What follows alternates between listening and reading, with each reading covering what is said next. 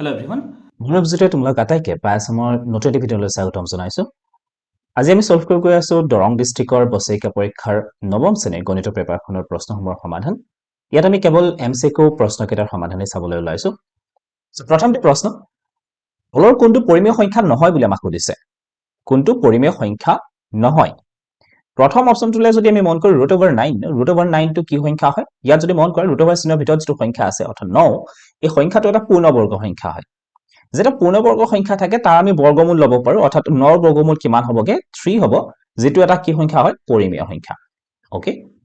এতিয়া আনহাতে বি অপচনটোলৈ যদি আমি মন কৰো √9 কিমান আছে? 27। সো 27 টো এটা পূৰ্ণবৰ্গ সংখ্যা নহয়, গতিকে তাৰ যেটো √9 যদি আমি লওঁ তেতিয়াহ'লে ইয়াৰ মানটো কি হৈ থাকিব? এটা অপৰিমেয় সংখ্যা হৈ থাকিব। বা তুমি ইয়াক এনে ধৰণৰ চাব পাৰা, √27ক আমি লিখিব পাৰো 9 ইনটু কি হ'ব পাৰে? 3। 9 × 3 = 27। এতিয়া এই যে 9 সংখ্যাটো আছে ইয়াৰ আকৌ বৰ্গমূল ল'ব পাৰি আগৰটোৰ দৰে, কিমান হ'ব? 3 হ'ব। আৰু √9 চিহ্নৰ ভিতৰত কোন থাকি গ'ল? 3। সো 3√3, ইয়াত যেহেতু √3 টো লোক লাগি আছে গতিকে ই এটা কি সংখ্যা হ'ব? অপৰিমেয় সংখ্যা।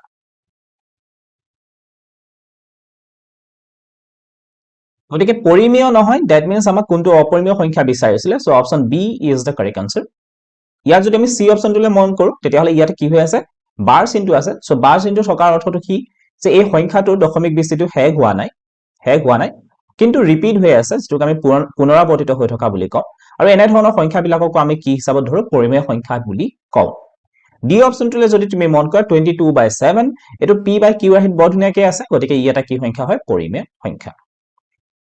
Now question number 2, ইয়াত কি কৈছে? 0.2 12 দিয়া আছে। এই সংখ্যাকেইটাক আমি এনেকৈ লিখিব পাৰো, 0.2ক আমি যদি পৰিমেয় আহিত লৈ যাওঁ তেতিয়াহ'লে কেনেকুৱা হ'বগে? পৰিমেয় আহিত নিলে আমাৰ হ'বগে দশমিকৰ পিছত কিমানটা সংখ্যাৰ ওপৰত বাৰ চিন আছে বা কিমানটা অংকৰ ওপৰত? এটাৰ ওপৰত, গতিকে এবাৰ 9 লিখিলো। তাৰ পিছত দশমিক আৰু দশমিক নাই বুলি ধৰি সংখ্যাটো লিখিব লাগে, সো এটো হ'বগে 2/9। 0.5 12 কিমান আছে? 5 ইনটু চিন আছিলে, গতিকে মই ইয়াত দিলো ইনটু। সো ইয়াতো একেদৰে মন কৰো যে বাৰ চিন কিমানটাৰ ওপৰত আছে? এটাৰ ওপৰত আছে, তাৰ কাৰণে মই এটা 9 দিলো। আৰু ওপৰত কি হ'ব? দশমিক আৰু বাৰ চিন নাই বুলি গোটেই সংখ্যাটো আমি লিখিব লাগে, সো 5। এটা যেহেতু ইহত পূৰণ হয় গতিকে আমি ওপৰৰ পৰা পূৰণ কৰিব পাৰো। 2 × 5 10, 9 × 9 কিমান হ'বগে? 81। So option C is the correct one. Question number 3, 2 to the power 3, 3 to the power 4 into 5 to the power 4 into 7 সংখ্যাটো কেইটা শূন্যৰে শেষ হ'ব বুলি আমাক সুধিছে। সো এনে ধৰণৰ প্ৰশ্ন দিলে আমি মন কৰিব লাগে যে উৎপাদক বিশ্লেষণ কৰোঁতে 2 আৰু 5ৰ যেটো পাৱাৰ হৈ আছে সেই পাৱাৰটো কিমান হৈ আছে তাৰে ভিতৰত আমি সৰুটো ল'ব লাগে। সো ইয়াত যদি আমি মন কৰো, ইয়াত আছে 2 আৰু ইয়াত আছে 5, ইয়াত যদি আমি পাৱাৰটো মন কৰো, ঘাতটোলৈ যদি মন কৰো, সৰ্বোচ্চ ঘাত ইয়াত হৈ আছে 4 আৰু সৰ্বনিম্ন ঘাত কিমান হৈ আছে? 3। সো যেটো সৰ্বনিম্ন থাকিব তাক আমি ল'ম। কি ল'ব লাগে? সৰ্বনিম্ন ঘাতটো আমি ল'ব লাগে। সো কি হ'বগে? 3। সো কিমানটা শূন্যৰে শেষ হ'বগে এই সংখ্যাটোৰ পূৰণফলটো, এই সংখ্যাকেইটাৰ পূৰণফলটো। নম্বৰ 4ত কি কৈছে? 0.08ক শতাংশত প্ৰকাশ কৰিব দিছে। শতাংশত প্ৰকাশ কৰিবৰ কাৰণে আমি সিম্পলি কি কৰিম? ইয়াৰ লগত 100 ইনটু কৰি দিম, নহয় জানো? দিলে কি হ'বগে? ইয়াত যেহেতু দুটা শূন্য আছিলে গতিকে দশমিকটো দুঘৰ এনেকে সোঁফালে আহিব। সো দশমিকটো এতিয়া ক'ত আছে? 8ৰ কাষত, অৰ্থাৎ আমি ইয়াক লিখিব পাৰো 8%। Okay, option B is the correct answer. 5 টো মন কৰা, বৰ ধুনীয়া প্ৰশ্ন। কি কৈছিলে? 10 to the power twice y is equal to 25। So ইয়াক ছাত্ৰ ছাত্ৰীক অকমান ভাবিবলৈ অকমান সময় লাগে, নহয় জানো? তো ইয়াক আমি এনেকৈ লিখিব পাৰো, সূচকীয় বিধি তোমালোকে নিশ্চয় পাইছিলা যে a to the power m whole to the power n যদি থাকে তেতিয়াহ'লে তাক আমি এনেকৈও লিখিব পাৰো, নহয়? ইহত দুটাক পূৰণ কৰি m into n। সিমিলাৰ ইয়াতো আমি হেনেকে কি কৰিব পাৰো? ইয়াক আমাক ধৰি লোৱা তুমি এনেকৈ দিয়া আছে, সো ইয়াক আমি এনেকৈ লিখিব পাৰো। কেনেকৈ লিখিম? এতিয়া চোৱা, এইফালৰ সংখ্যাটো যদি তুমি মন কৰা 25ক আমি লিখিব পাৰো 5 স্কয়াৰ। ওকে, সো ইয়াকো যদি আমি স্কয়াৰ আহি লিখিব পাৰো, কেনেকৈ লিখিব পাৰি চোৱাচোন? এই যে 10 to the power twice y হৈ আছে, সো y টো মই তলত লিখিলো আৰু হোল স্কয়াৰ কৰি দিলো, লিখিব পাৰি এই নিয়মটো অনুসৰি। ওকে, সো এতিয়া বোথ হেণ্ড সাইডৰ পৰা আমি স্কয়াৰ স্কয়াৰ কেনসেল কৰিব পাৰো। তেতিয়া আমাৰ হাতত কি থাকিব? 10 to the power y is equal to কিমান হৈ গ'ল? 5 হৈ গ'ল। ওকে, এতিয়া কিন্তু আমাক 10 to the power y মান আমাক সোধা নাই, আমাক সুধিছিলে 10 to the power minus y। So minus y কৰিব লাগিলে আমি কি কৰিব লাগিব ইয়াক আমি কৰিব লাগিব 10 to the power minus y কেতিয়া হ'বগে কথাটো এনেকে মন কৰা যে যদি তোমাক দিয়া থাকে a to the power n আৰু ইয়াক যদি আমি লৈ যাব লাগে a to the power minus n লে তেতিয়া হলে আমি কৰিব লাগে কি ইয়াৰ প্ৰতিক্ৰম লৈ ল'ব লাগে নহয় জানো সো ইয়াক আমি লিখিব লাগিছিলে a to the power n right so ইয়াক যদি আমি এনেকুৱাকে লিখো তেতিয়া হলে কি হ'বগে 1 by 10 to the power y is equal to কিমান হ'ব 1 by 5 এটা এই যে 1 by 10 to the power y আছিলে ইয়াক তুমি এনেকেও লিখিব পাৰা 10 to the power minus y similarly ইয়াত যেহেতু a to the power n আছিলে ইয়াক আমি কেনেকে লিখিব পাৰো a to the power minus n এটো তোমালোকে পাইছা right so 10 to the power minus y মানটো আমি কিমান পালো 1 by 5 okay 1 by 5 option d is the correct answer number 6 to তুমি হৰ পৰিমেয়কৰণ আহি যদি কৰা বৰ ধুনিয়াকে সহজতে ওলাই সো প্ৰথমতে x ৰ মান দিয়া আছে ওকে আমাক কি কৰিব দিছিলে x + 1 by x কৰিব দিছে সো প্ৰথমতে আমি এই মানটো উলিয়াই লও 1 by x ৰ মাননো কিমান হ'ব সো 1 by x ৰ মান উলিয়াবৰ কাৰণে আমি সিম্পলি কি লিখিব পাৰো 1 by x ৰ মান কিমান দিয়া আছিল 2 + √3 ওকে সো এটি ইয়াত আমি হৰ পৰিমেয়কৰণ কৰিম হৰ পৰিমেয়কৰণ কৰিবৰ কাৰণে কি কৰিম এই সংখ্যাটোৱে লিখিম কিন্তু ইয়াত চিনটো হলনি কৰি লিখিম প্লাস আসলে মাইনাস লিখিম -√3 আৰু এই সংখ্যাটোকে ওপৰত লিখি দিয়া 2 -√3 এনে ধৰণে লিখিব পাৰি তলত আমি কি পাম ইয়াত আমি a + b * a - b আৰহিত পাম গতিকে এটো লিখিব পাৰি a² - b² আৰু ওপৰত তোমাৰ কি থাকিলে 1 * 2 -√3 that is 2 -√3 2 স্কয়াৰ 4 √3 স্কয়াৰ কৰিলে কিমান হ'ব 3 আৰু ওপৰত কি থাকিলে 2 -√3 4 - 3 1 তলত থাকিলে 1 সো ওপৰত থকাটোকে আমি লিখিব পাৰো 2 -√3 সো 1 by x ৰ মান পালো আমি 2 -√3 এতিয়া আমাক কৈছিলে কি x + 1 by x আমাক লাগে সো x ৰ মানটো প্ৰথমতে লিখিলো 2 + √3 আৰু 1 by x ৰ মানটো আমি কিমান পালো 1 by x ৰ মানটো আমি পালো 2 -√3 ইয়াত লিখা 2 -√3 +√3 -√3 কেনসেল বাকি তোমাৰ হাতত থাকিলে 2 + 2 4 option B is the correct answer বুজি পালা Number 7 5 আৰু 6 ৰ মাজৰ এটা পৰিমেয় সংখ্যা তোমাক সুধিছে 5 আৰু 6 ৰ মাজৰ সো এনে ধৰণৰ প্ৰশ্ন আহিলে তুমি এটা কাম কৰিব পাৰা যেকিটা ভগ্নাংশ তোমাক দিয়া আছে বা যেকিটা পৰিমেয় সংখ্যা তোমাক দিয়া আছে হিহতক দশমিকৰ আহিলে তুমি নি ল'ব পাৰা সো প্ৰথম সংখ্যাটোক যদি আমি দশমিকৰ আহিলে নিও দশমিকলৈ আহিলে কেনেকে কৰিব পাৰি এনেকে তুমি সিম্পলি হৰণ কৰি চাবা ওকে সো হৰণ কৰিলে কিমান বাৰ যাব 5 * 2 = 10 5 * 2 কিমান হ'ব সৰি 2 ৰে কৰিব দিছিলে 2 ৰে হৰণ কৰিব লাগিব তলত যেহেতু 2 আছিল সো 2 ৰে কিমান বাৰ যাব 5 বাৰ যাব 5 * 2 = 10 বাকি থাকিলে 1 দশমিক দিলো কিমান থাকিলে 0 5 * 2 = 10 সো 5.2 পালো আমি সো 5.2 টো কত থাকিব 5 আৰু 6 ৰ মাজত থাকিব আৰু এটো এটা কি সংখ্যা হয় পৰিমেয় সংখ্যা so option A is the correct one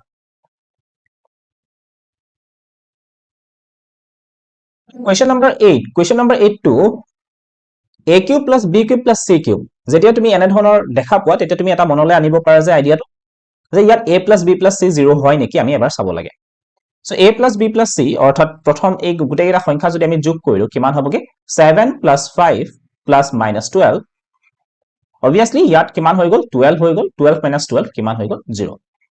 so আমি দেখা পালো যে a + b + c = কি হৈ আছে ইয়াত 0 হৈ আছে গতিকে তোমালোকে এটা নিশ্চয় পাইছা সূত্ৰ কি পাইছিলা যে যদি হে a + b যদি a + b + c = 0 তেতিয়া হলে কি হয় a³ + b³ + c³ কি আছিল 3abc গতিকে সিম্পলি আমি 3 * a * b * c মানটো উলিয়াব লাগে অৰ্থাৎ 3 * a মান আছিল 7 b মান আছিল 5 আৰু c মান কিমান আছিল -12 এখিনি পূৰণ কৰিলে কিমান হ'বগে 5 * 2 = 10 6 * 3 = 18 18 লগত 7 পূৰণ কৰিলে কিমান হ'ব 7 * 8 = 56 5 12 1260 আৰু ইয়াত যেহেতু মাইনাস চিন এটা আছে গতিকে উত্তৰটো কি আহিব মাইনাস চিনটো আহিব সো মাইনাস থকা অপচন এটাই আছে 1260 option C is the correct answer Now question number 9 ইয়াত এতিয়া এই সংখ্যাটোক আমি কেনেকে লিখিব পাৰো এই সংখ্যাটোক আমি প্ৰথমতে এনেকে লিখিব পাৰো 81 to the power -2 দিয়া আছে ওকে আৰু ইয়াক আমি কি লিখিব পাৰো 4 ৰুট হৈ আছে নহয় জানো সো ইয়াক আমি লিখিব পাৰো 1/4 আহি এনেকে লিখিব পাৰো 1/4 আহি বা এবাৰতে আমি ব্ৰেকেটটো নোহোৱা কৰিও ইয়াক এনেকৈ লিখিব পাৰো ইনটু 1/4 এইখিনি বুজি পালা 2 ৰে 4 কাটিব পাৰি কিমান বাৰ যাব দুবাৰ যাব এতিয়া আকৌ এই যে 81 টো আছিল 81 ক মই লিখিব পাৰো 9 স্কয়াৰ লিখিব পাৰি ইনটু ইয়াত কি বাকি থাকিলে ইয়াত থাকিলে তোমাৰ -1/2 -1/2 2 টো ক্যান্সেল গল সো তোমাৰ হাতত থাকিলে 9 টু দি পাৱাৰ কি হৈ গল ইয়াতে -1 সো 9 টু দি পাৱাৰ -1 ইয়াক আমি কেনেকৈ লিখিব পাৰো 1/9 to the power 1 or simply 9 so 1/9 is the correct answer option A is the correct answer question number 10 কি কৈছে চোৱা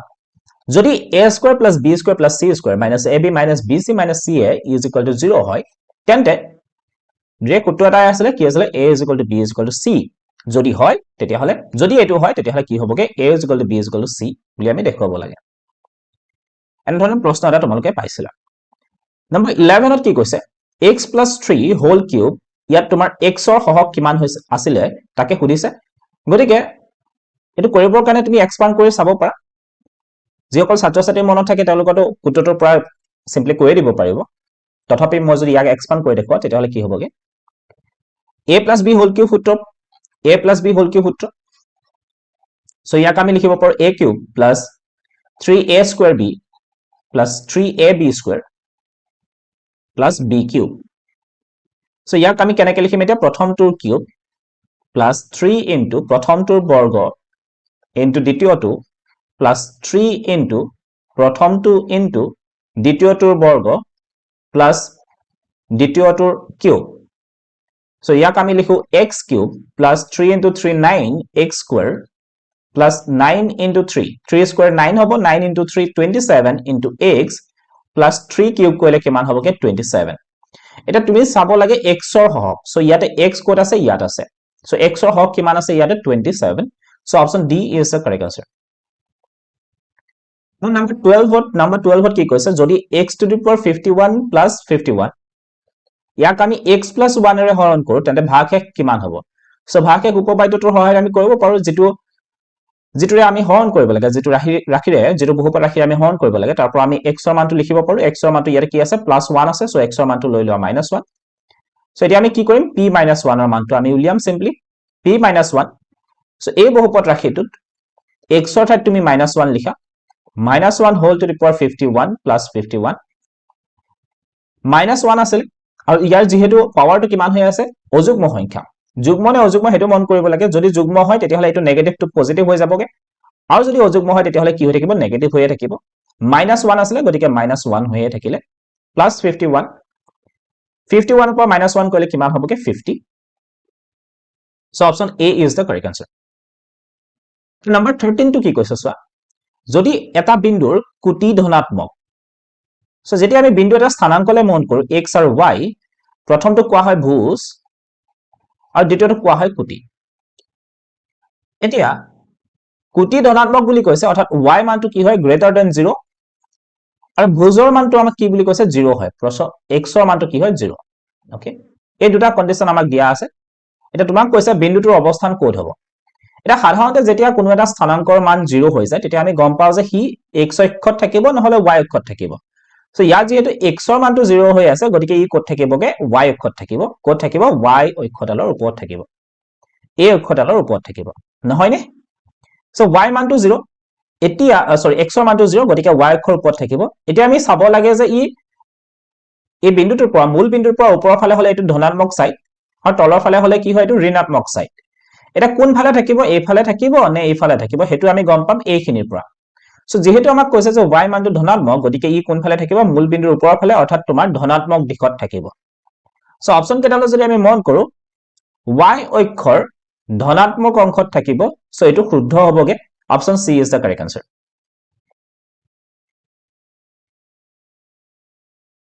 নম্বৰ 14 টো কি কৈছে x অক্ষৰ পৰা 3 - 4 বিন্দুলৈ দূৰত্ব কিমান হ'ব আমাক সুধিছে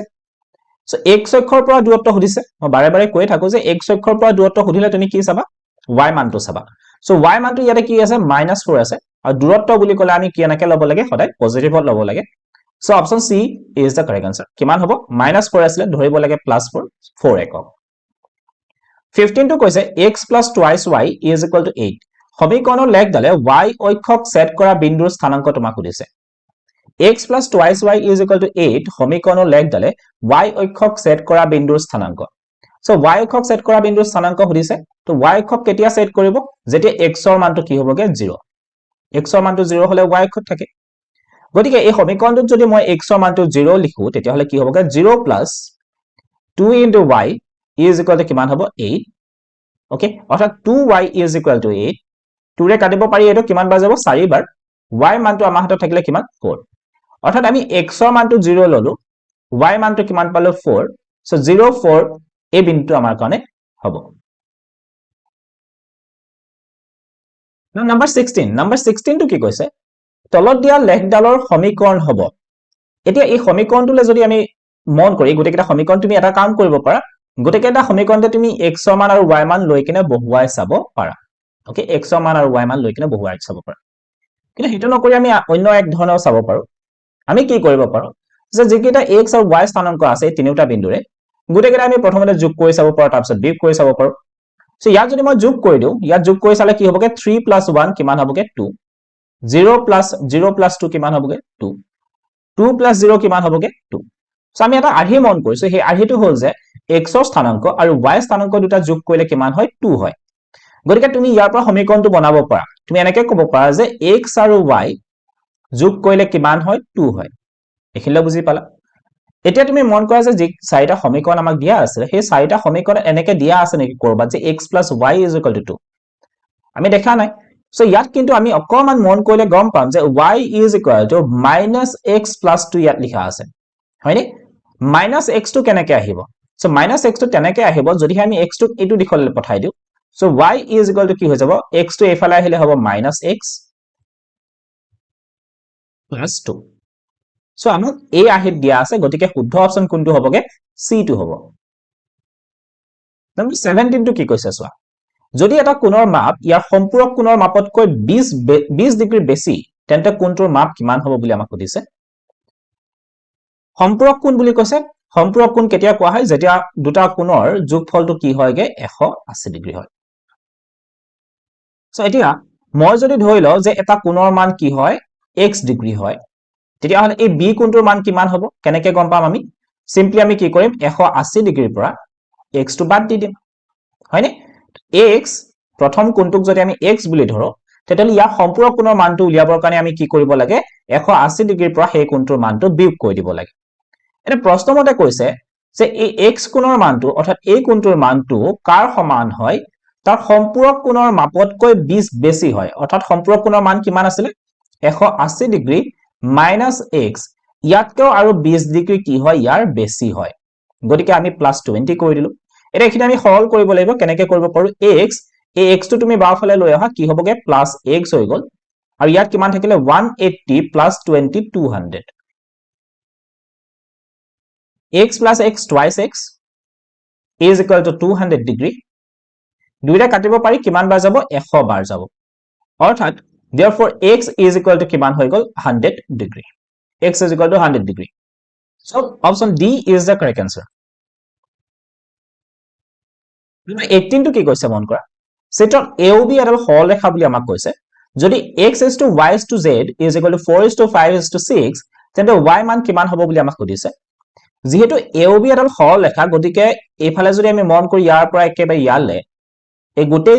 কেইটা কোণ বা তুমি ক'বা যে এই তিনিটা কোণ যদি আমি যোগ কৰো তেতিয়া হলে ইয়াৰ মানটো আমি কিমান পাম 180 ডিগ্ৰী পাম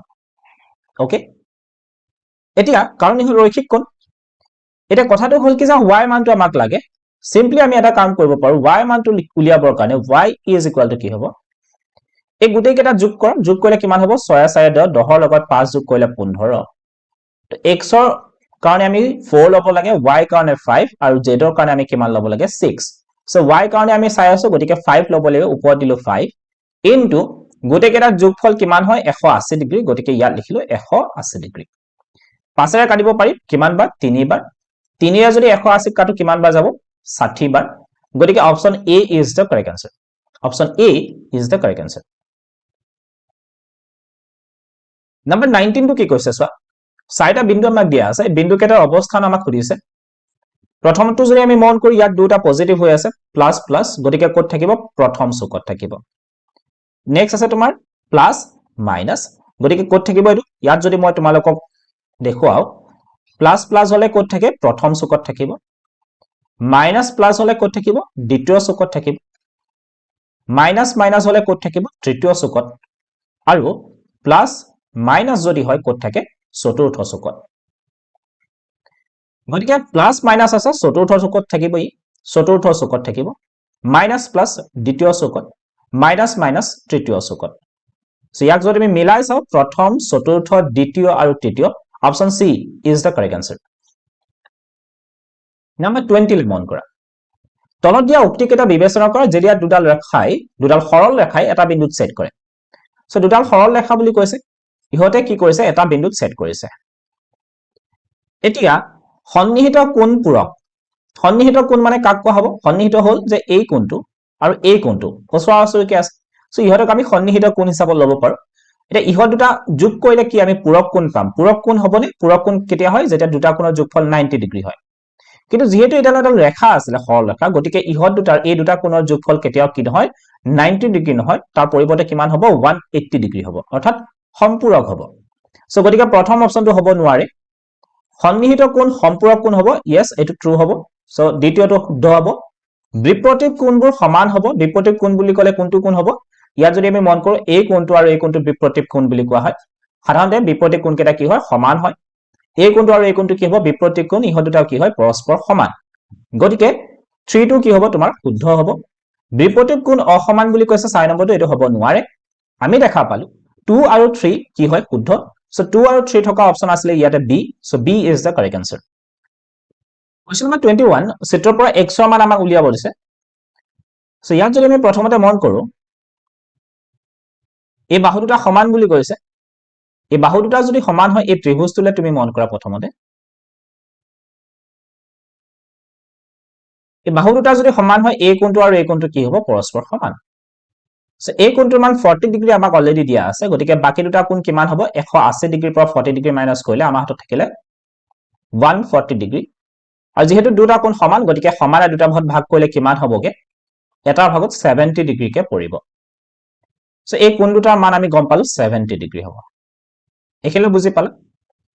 নেক্সট তোমাৰ এই কোণটোৰ মান আমি উলিয়াব পাৰো এই কোণটোৰ মান আমি কেনেকৈ উলিয়াব পাৰো তোমালোকে হয়তো নিশ্চয় জানা যে ত্ৰিভুজৰ বহিকোণৰ মাপ তাৰ দূৰৱৰ্তী অন্তঃকোণ দুটাৰ যোগফলৰ সমান হয় গতিকে ইয়াত যদি আমি মন কৰো এই কোণটোৰ মান আমাক দিয়া আছে 30 ডিগ্ৰী আৰু এই কোণটোৰ মান আমাক কিমান দিয়া আছে 40 ডিগ্ৰী গতিকে এই কোণটোৰ মান আমি উলিয়াব পাৰো 30 + 40 কিমান হ'বগে 70 30 + 40 কিমান হৈ গ'ল 70 এতিয়া এই কোণটোলে যদি আকৌ মন কৰো ইয়াৰ পৰা ইয়ালে এই তিনিটা যোগ কৰিলে কিমান হয় 180 ডিগ্ৰী গতিকে ইয়াত দুটা কোণৰ মান 70 70 হৈয়ে গ'ল গতিকে ইয়াৰ মান কিমান হ'বগে 40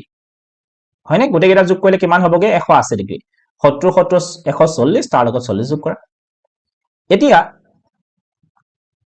আমি উলিয়াব লাগে x ৰ মান এই কোণটোৰ মান আমি উলিয়াব লাগে সো এই ত্ৰিভুজটোলে তুমি মন কৰাচোন এই ত্ৰিভুজটোলে তুমি মন কৰা ওকে সো ইয়াত তুমি এই দুটা কোণৰ মান গম পালা কেবা ধৰণৰ চাব পাৰি তুমি এই কোণটোৰ পৰা বহিকোণৰ ধাৰণটো লৈ ইয়াক চাব পাৰা যদি আমি বহিকোণৰ ধাৰণটো লৈ কিনে চাও এই কোণটোৰ মান যদি 70 ডিগ্ৰী হয় এই কোণটোৰ মান যদি 35 ডিগ্ৰী হয় তেতিয়া এই কোণটোৰ মান কিমান হ'ব লাগিব 35 হ'ব লাগিব কাৰণটো কি বহিকোণৰ মান দূৰৱৰ্তী অন্তঃকোণ দুটাৰ যোগফলৰ সমান গতিকে এই কোণটোৰ মান যদি 70 হয় ইয়াৰ মান যদি 35 ডিগ্ৰী হয় তেতিয়া ইয়াৰ মানো কিমান হ'ব লাগিব 35 degree so option A is the correct answer বা তুমি এই দুটা কোণ যোগ কৰা ইয়াকো যোগ কৰা এই গোটেইখিনি যোগ কৰি কিনে 180 ডিগ্ৰীৰ পৰা যদি মাইনাস কৰি দিও তেতিয়াও আমি ইয়াৰ মানটো পাম 7 4 11 145 হৈ গ'ল 145 মাইনাস কৰিলে কিমান হ'ব 35 ডিগ্ৰী হ'ব নাও নম্বৰ 22 কাৰণে আমি কি কৰিব পাৰো দুটা ত্ৰিভুজ অংকন কৰি ল'ব পাৰো প্ৰথমতে আমি ABC ত্ৰিভুজটো চাই ললো ABC দ্বিতীয়তে PQR AB বাহুটো সমান QR বাহুৰ লগত গতিকে আমি এনেকৈ মাৰ্ক কৰিব পাৰো AB বাহু কাৰ লগত সমান QR লগত BC টো RP লগত BC বাহুটো আছিল তোমাৰ A বাহুটো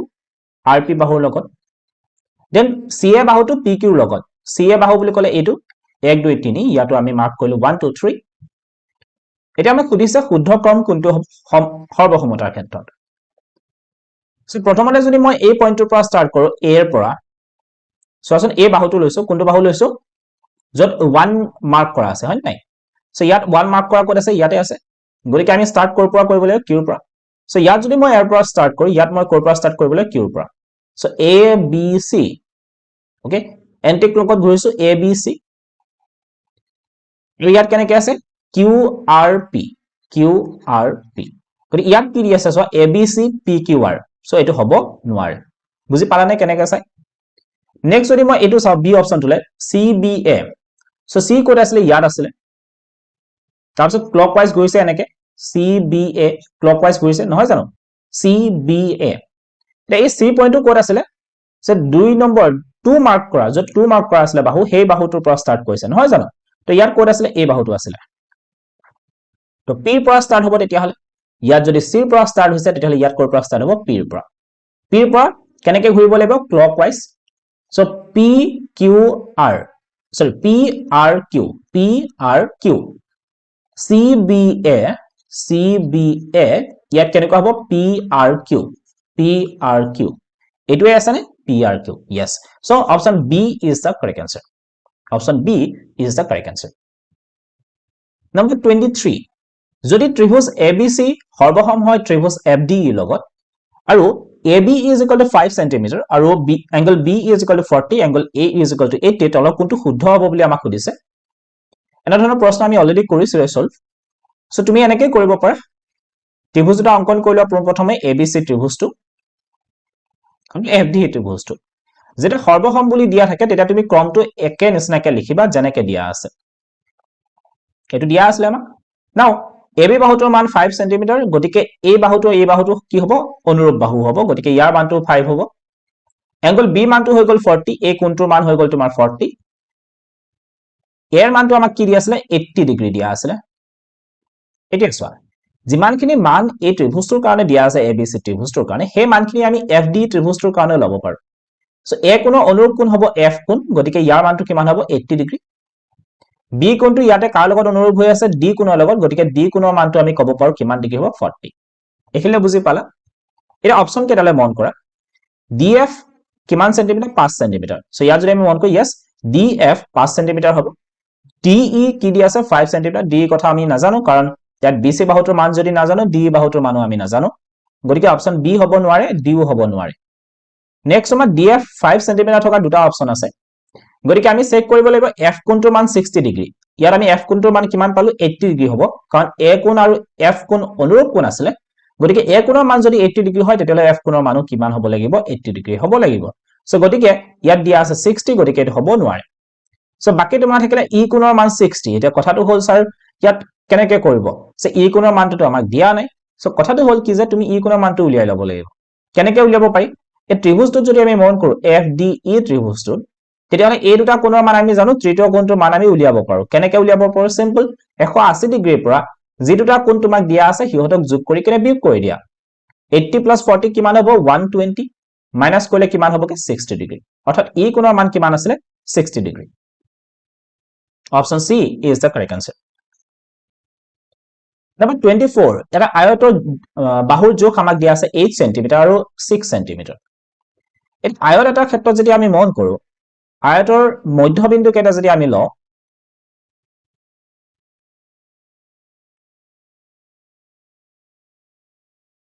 ধৰা হলে এটো ABCD আয়ত আছে এই আয়তটোৰ মধ্যবিন্দু কেটা আমি লৈ ললো যেনিবা P Q R আৰু S ইহতক যদি আমি এনেকৈ সংযোগ কৰো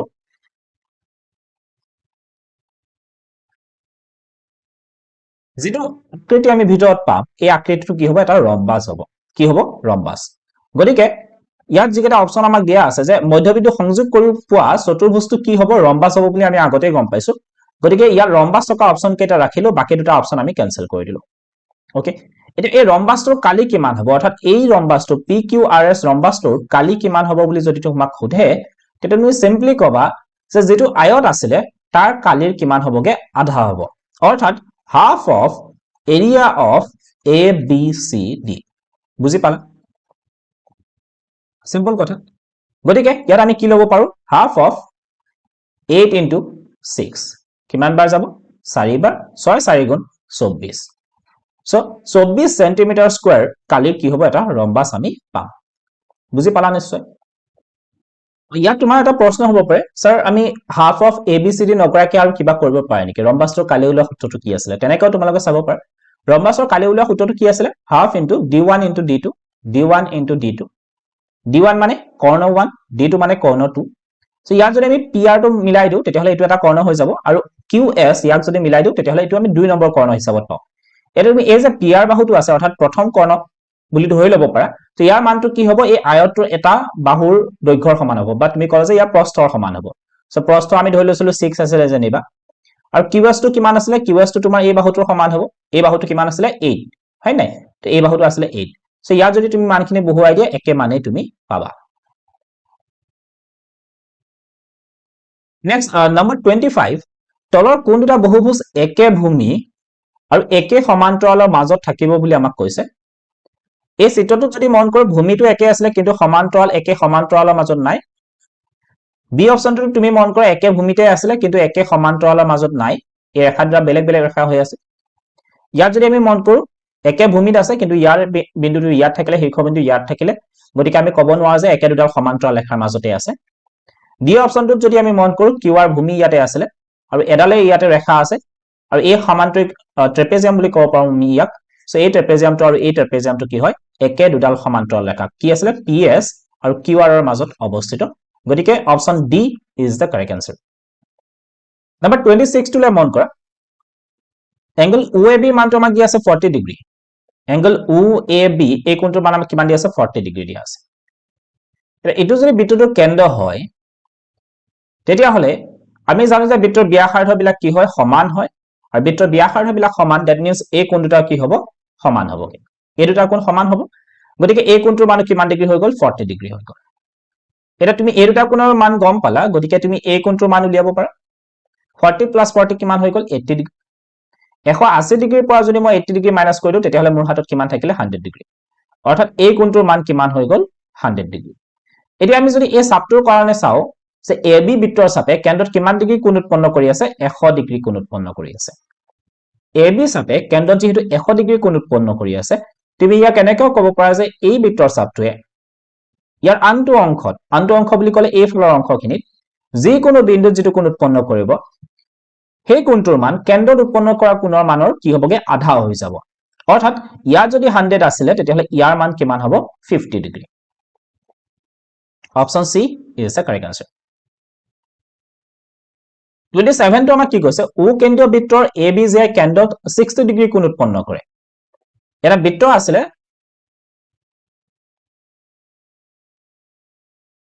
এই বৃত্তটোৰ ABJ ডালে কি কৰিছে এডাল ABJ কেন্দ্ৰত উৎপন্ন কৰি আছে কিমান ডিগ্ৰী কোণ 60 ডিগ্ৰী কোণ ওকে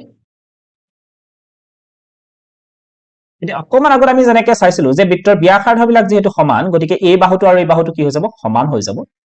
এই কোণটোৰ মান যদি 60 ডিগ্ৰী হয় বাকি আৰু কিমান থাকিলে 120 ডিগ্ৰী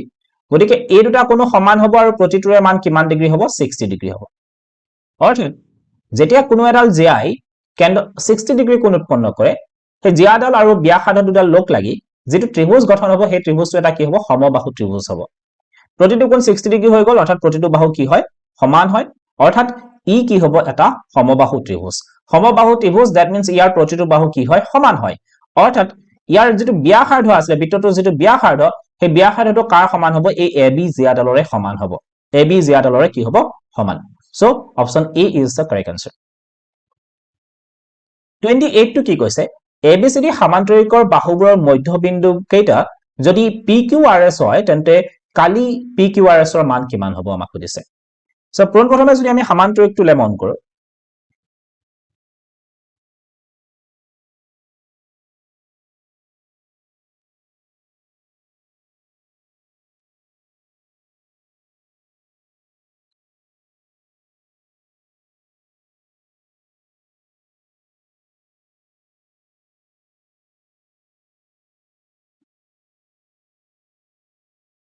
এতিয়া ইয়াত যদি আমি মন কৰো যেটো ABCD সমান্তৰিক আছিল তাৰ মধ্যবিন্দু কেইটা আমি লৈ লও PQRS এটা তোমাক যদি সোধে যে PQRS ৰ কালি কিমান হ'ব অকমান আগত মই কোৱাৰ দৰে ইয়াৰ মানটো কি হ'ব half of area of ABCD half of area of ABCD বুজি পালা নিশ্চয়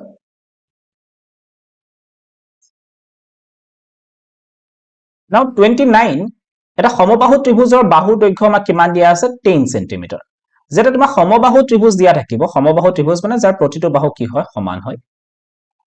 তাৰ কালি উলিয়াবৰ কাৰণে আমি সিম্পলি কি কৰিম এটা ফৰ্মুলা আছিল that is √3/4 a square so a টো আছিল ইয়াৰ বাহুৰ দৈৰ্ঘ্য তো ইয়াত যদি আমি মানখিনি বহুৱাই দিও √3/4 a এর মানটো আমাক কিমান দিয়া আছে 10 cm so 10 into 10 10 into 10 কিমান হ'বগে 100 চাইৰে কাটিব পাৰি কিমান বাৰ যাব 25 বাৰ 25 √3 25 √3 option D is the correct answer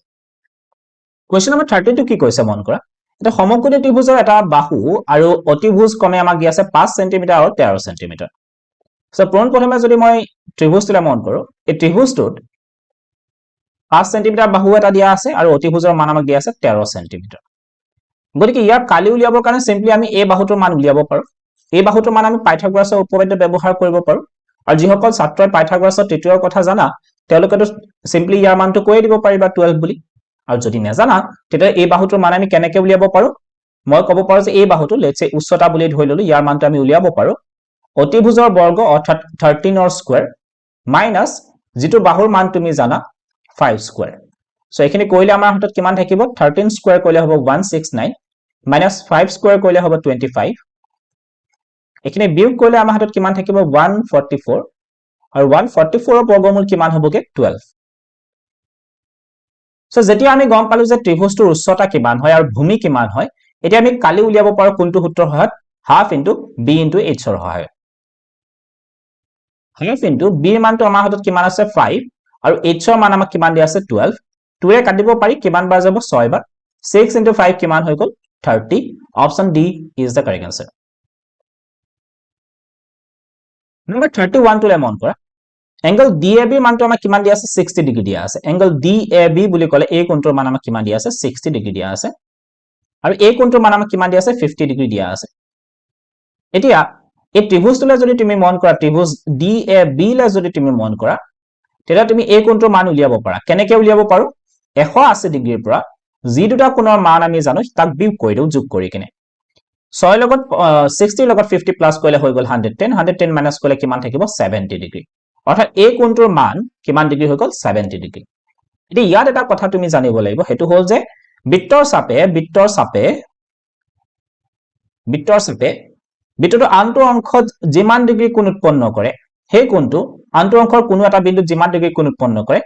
অন্য এটা বিন্দুটো কি কৰে সেম কোণ উৎপন্ন কৰিব অৰ্থাৎ এই AB বৃত্তৰ চাপটোৱে বৃত্তটোৰ আন যি কোনো অংশতে থকা বিন্দুত কি কৰিব বা তুমি এনেকৈ ক'ব পাৰা AB বৃত্তৰ চাপে বৃত্তটোৰ আনটো অংশৰ যি কোনো বিন্দুত একে সমান কোণ উৎপন্ন কৰিব অৰ্থাৎ এই কোণটোৰ মান যদি 70 হয় তেতিয়ালে ইয়াৰ মানো কিমান হ'ব 70 হ'ব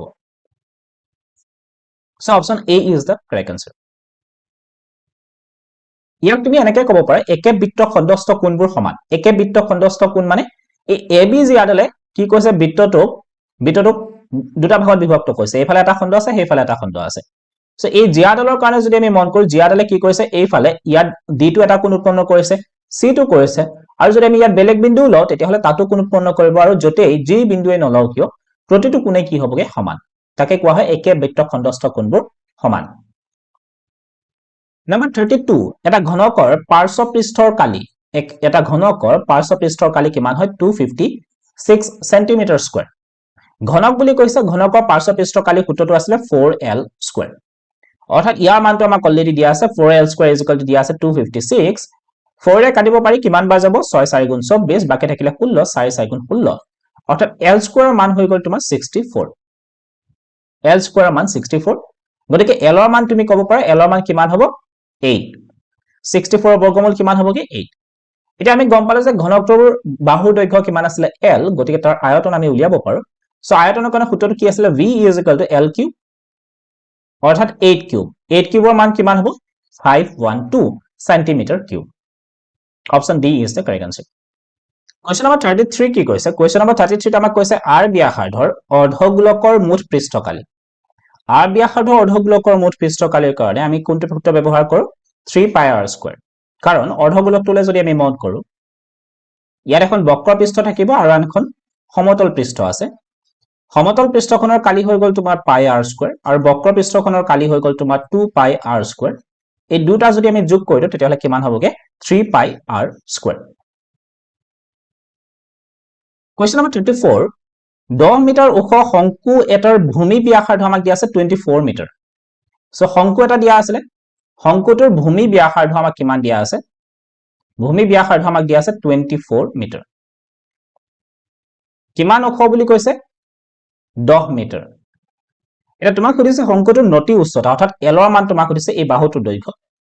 সো l ৰ মান আমি কেনেকৈ উলিয়াব পাৰো l কি আছিল h square plus r square উচ্চতাৰ বৰ্গ ব্যাসাৰ্ধৰ বৰ্গ দুটা যোগ কৰি তাৰ বৰ্গমূল 24 স্কয়াৰ বা তুমি কব পাৰা 10 স্কয়াৰ প্লাস 24 স্কয়াৰ 10 স্কয়াৰ কৰিলে হৈ গল 100 আৰু 24 স্কয়াৰ কৰিলে কিমান হ'বগে 576 100 plus 576 that is 676 আৰু এই সংখ্যাটো কাৰ বৰ্গ সংখ্যা হয় 26 ৰ okay 676 ৰ বৰ্গমূল কিমান হ'বগে 26 so option A is the correct answer নতি উচ্চতা হ'বগে 26 মিটাৰ এই ত্ৰিভুজৰ কোণ তিনিটাৰ অনুপাত আমাক দিয়া আছে 2:3:7 তাতে ত্ৰিভুজটোৰ আটাইতকৈ সৰু কোণটো তোমাক লাগে সো ইয়াত যদি আমি মন কৰো আটাইতকৈ সৰু মানটো কিমান হৈ আছে ইয়াতে 2 সো সিম্পলি আমি ক'ব পাৰো যে ধৰা হল x কোণ আছিল তো প্ৰথমতে কি কৰিম গতিকেটা যোগ কৰো 7 3 10 10 2 কিমান হ'ব 12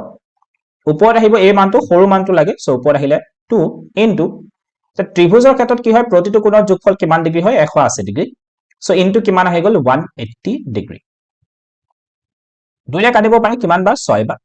6 ৰে কাটিব পাৰি কিমান বাৰ 180 6 3 গুণ 18 আৰু এটা শূন্য থাকিলে অৰ্থাৎ 30 degree right so option B is the correct answer Question number 36 40 to 45 শ্ৰেণী অন্তৰালৰ শ্ৰেণী চিহ্ন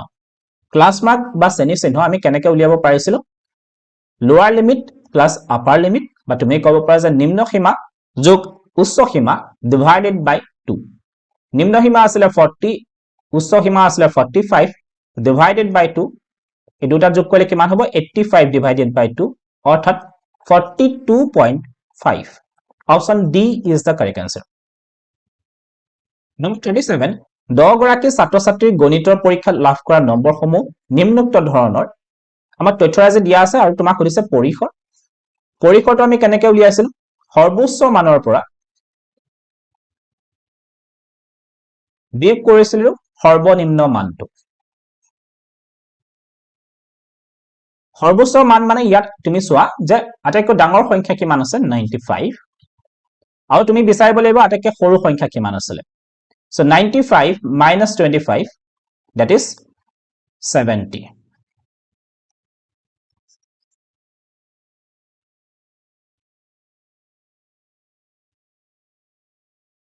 Question number 32 কি কৈছে এটা ঘটনাৰ সম্ভাৱিতা p এৰ মান সো p এৰ মানৰ কাৰণে কি আছিল যে p এৰ মানটো 0 আৰু 1 হ'ব পাৰে তাৰ মাজত থাকে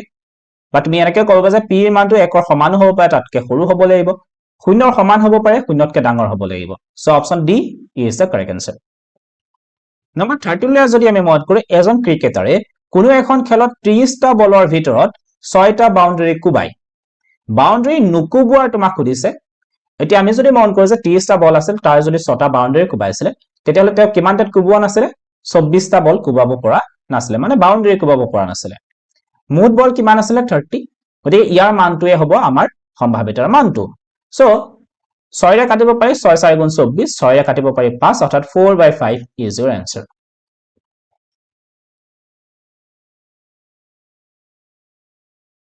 Number 40 তলৰ কোনটো উক্তি সত্য বুলি আমাক সুধিছে তলৰ কোনটো উক্তি সত্য প্ৰতিটো ট্ৰেপেজিয়ামে সমান্তৰিক এটা ট্ৰেপেজিয়াম কেইটালে যদি আমি মন কৰো এনে ধৰণৰ হ'ব পাৰে যাৰ এজোৰ বাহু কি হয় সমান্তৰাল এতিয়া ইহত সমান্তৰিক হয় জানো সমান্তৰিক হ'ব লাগিলে দুইজোৰ বিপৰীত বাহু কি হ'ব লাগিব সমান্তৰাল হ'ব লাগিব সো অপচন এ টো হ'ব নোৱাৰে প্ৰতিটো ৰম্বাস বৰ্গ নহব পাৰে কিছুমান ৰম্বাস বৰ্গ হয় কিছুমান নহয় ওকে কাৰণ ৰম্বাস বৰ্গ হ'ব লাগিলে কোনটো কি হ'ব লাগিব 90 ডিগ্ৰী হ'ব লাগিব এটা কোণ গতিকে এইটো হ'ব নোৱাৰে প্ৰতিটো আয়ত সামান্তৰিক এতিয়া আয়ত বুলি ক'লে এনেকুৱা হ'ব সো যেনেকুৱাই তুমি আয়ত নাকা যি জোখতে নাকা ই সদায় আমি ইয়াক সামান্তৰিক হিচাপে উপস্থাপন কৰিব পাৰো ওকে আয়ত বিলাকো কি হয় এক প্ৰকাৰৰ সামান্তৰিকেই হয় so option C is the correct answer প্ৰতিটো সামান্তৰিক আয়ত এতিয়া আমি যদি সামান্তৰিকটো এনেকৈ অংকন কৰো তেতিয়াহ'লে ইয়াক কিন্তু আমি কি বুলি ক'ব নোৱাৰো আয়ত বুলি ক'ব নোৱাৰো গতিকে এইটো হ'ব নোৱাৰে নেক্সট আহিলে তোমাৰ এছাৰচন ৰিজন কুৱেশ্যন 41 ৰ পৰা 45 পাঁচটা কুৱেশ্যন এছাৰচন ৰিজনৰ পৰা আহিছে প্ৰথমটো আমাক কি কৈছে চোৱা 41 এছাৰচনটো আমাক দিয়া আছে √3 অপৰিমেয় সংখ্যা বুলি আমাক কৈছে অবভিয়াসলি তোমালোকে নিশ্চয় জানা √3 এটা অপৰিমেয় সংখ্যা ট্ৰু ধনাত্মক অখণ্ড সংখ্যাৰ বৰ্গমূল এটা পূৰ্ণবৰ্গ সংখ্যা নহয় বুলি তোমাক কৈছে ধনাত্মক অখণ্ড সংখ্যা বুলি ক'লে কোনবিলাক সংখ্যাক আমি বুজি পাওঁ ধনাত্মক অখণ্ড সংখ্যা পজিটিভ ইন্টিজাৰ্স 1 2 3 4 এনে ধৰণৰ সংখ্যাবিলাকক আমি পজিটিভ ইন্টিজাৰ বা ধনাত্মক অখণ্ড সংখ্যা বুলি কওঁ ইহতৰ বৰ্গমূল পূৰ্ণবৰ্গ সংখ্যা নহয় এটা কথাটো হল কি মই যদি 1 ৰ বৰ্গমূল লওঁ 2 ৰ বৰ্গমূল লওঁ 3 ৰ বৰ্গমূল লওঁ 4 ৰ বৰ্গমূল লওঁ তেতিয়াহ'লে ইয়াৰ মানটো কেতিয়াবা পূৰ্ণবৰ্গ পাম কেতিয়াবা নেপাওঁ গতিকে এই ষ্টেটমেন্টক আমি কি বুলি কম ফলছ বুলি কম বুজি পাইছানে কেতিয়াবা পাম কেতিয়াবা নেপাওঁ গতিকে প্ৰথমতে আমি কি দেখা পালো প্ৰথমটো শুদ্ধ দ্বিতীয়টো অশুদ্ধ option C is the correct answer Question number 42. এছাৰচনটো আমাক কি কৈছে যে fx = x² + 11x - 2 আছে ইয়াৰ x + 7 এটা উৎপাদক হয় তেন্তে এৰ মানটো কিমান হয় -14 এনে উৎপাদক কেতিয়া হ'ব যদিহে আমি ইয়াৰ পৰা x ৰ মানটো লওঁ as -7 এই -7 টো যদি আমি এই বহুপদত বহুৱাই দিওঁ তেতিয়াহ'লে তাৰ মানটো 0 হ'ব লাগিব যদি 0 হয় উৎপাদক হয় যদি নহয় তেতিয়াহ'লে নহয় অলৰেডি কৈছে আমাক উৎপাদক হয় গতিকে f -7 ৰ মানটো আমাৰ কিমান হ'ব লাগিব 0 হ'ব লাগিব f - 7 এ বুজাইছে কি যে এই বহুপদটোত x ৰ ঠাইত আমি কি বহুৱাম -7 বহুৱাম so -7 whole square plus 11 into কি হ'ব x ৰ ঠাইত আহি গ'ল -7 minus twice is equal to 0 -7 square কৰিলে কিমান হ'বগে 49 হৈ গ'ল 7 into 11 77 plus into minus twice is equal to 0 next হবে 77 ৰ পৰা 49 বিয়োগ কৰা 17 ৰ পৰা 9 গলে কিমান হ'ব 8 হ'বগে থাকিলে 6 6 ৰ পৰা 4 গলে 2 এটা ডাঙৰ আছিল 77 তাৰ আগত মাইনাস চিন গতিকে ইয়াত কি হ'ব মাইনাস চিন is equal to minus twice টো যদি আমি হেইফালে লৈ যাও কি হৈ যাব plus twice হৈ যাব দুইৰে কাটিব পাৰি কিমান বাৰ যাব 14 বাৰ অৰ্থাৎ a is equal to কিমান হৈ গল -14 সো ইয়াত আমি কি দিয়া আছিল যে a is equal to -14 গতিকে এই স্টেটমেন্টটো আমি কি বুলি কম ট্ৰু বুলি কম এটা কাৰণটো আমাক কি কৈছে যদি fx ৰ উৎপাদক x + a হয় তেন্তে fa is equal to 0 এতিয়া x + a যদি উৎপাদক হয় তেতিয়াহলে এটো কি হ'ব লাগিব +a আছিল নহয় জানো গতিকে আমি কি ল'ব লাগিব f - a ল'ব লাগিব আৰু ইয়াৰ মানটো হে 0 হ'ব লাগিব সো ইয়াত প্লাস দিয়া আছে গতিকে এই স্টেটমেন্টটো কি হ'ব ফলছ সো আমি দেখা পালো প্ৰথমটো শুদ্ধ দ্বিতীয়টো অশুদ্ধ option C is the correct answer ইয়াত চোৱাচোন +7 আছিল আমি কিমান লৈছিলো -7 তো ইয়াত যেহেতু +a আছে গতিকে আমি কি ল'ব লাগিব -a নম্বৰ 43